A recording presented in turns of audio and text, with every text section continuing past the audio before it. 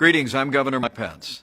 It's my honor this year to serve as the Republican nominee for Vice President of the United States with my running mate, Donald Trump. I'm grateful to be able to join you, if only by videotape, but I'm not sure how they introduce me. The introduction I prefer is pretty short. I'm a Christian, a conservative, and a Republican in that order. And really, it's as a fellow believer that I'm particularly honored to be able to address you today. I know every one of us has our own story about how we came to faith. For me, I was raised in a family where faith was important. Church on Sunday, grace before dinner. But my faith became my own when I made a personal decision to trust Jesus Christ during the spring of my freshman year in college. That night, my heart was literally broken wide, with gratitude and with joy, when I came to realize that what happened on the cross, in some small measure, actually happened for me. And I know all of you in the room share that same passion and that same sense of gratitude for what was done on our behalf. Years later, my faith has been tested, relied on more times than I could possibly count. All I know for sure today is I need him more than ever. And he's really the center of my life and the center of my family's life. God's love really eclipses our failings, and as always, he's been a source of renewal and strengthening for this nation and for people of faith throughout our history. In these troubled times, I believe we stand at a turning point, when those who cherish faith, those who cherish freedom, those who cherish the sanctity of life and all the liberties enshrined in our Constitution should step forward and heed the call to action. I joined Donald Trump on the Republican ticket because I believe he has the right leadership and the right vision to make America great again. President Donald Trump will appoint justices to the Supreme Court who will uphold our Constitution and the rights of the unborn. Donald Trump will also sign into law legislation that will free up the voices of faith all across this country by repealing what's come to be known as the Johnson Amendment.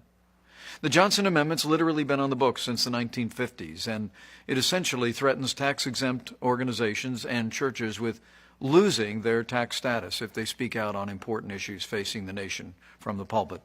Donald Trump and I are both committed to work with renewed Republican majorities in the House and the Senate to repeal the Johnson Amendment once and for all. The truth is that a careful study of American history has shown that the strength of our nation has come from our communities of faith.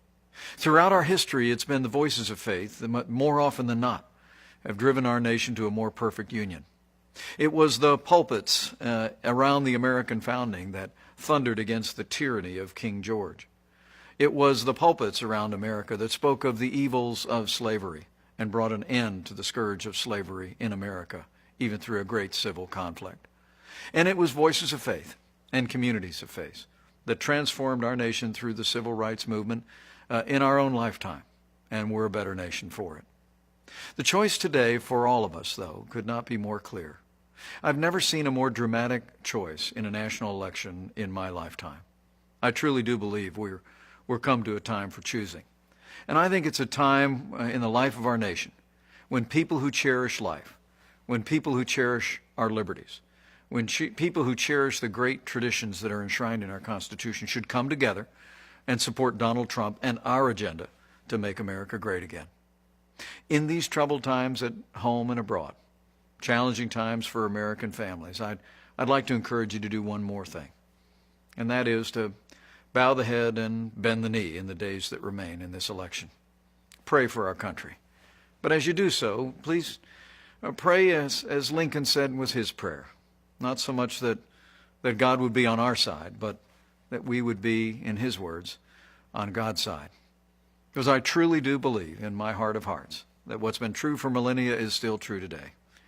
That if his people, who are called by his name, will humble themselves and pray, he'll again do as he's always done throughout the storied history of this nation. He'll hear from heaven, and he'll heal our land, this one nation under God, indivisible, with liberty and justice for all. Thank you for giving me the opportunity to address you today. May God bless you, your families, this community of faith, your church, and may God continue to bless the United States of America.